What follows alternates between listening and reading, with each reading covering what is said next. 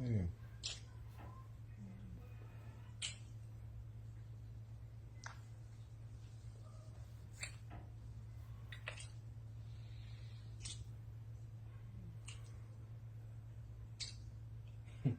I love you.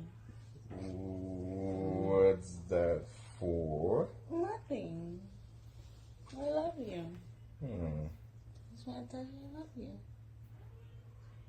Hey, I love you too. Bay seks pa bom la ou bien wè pale seks pa bom la kwa? Come on. Ça, ça veut dire. Non, mwen leve yon sel. Mbaka di mwen moun.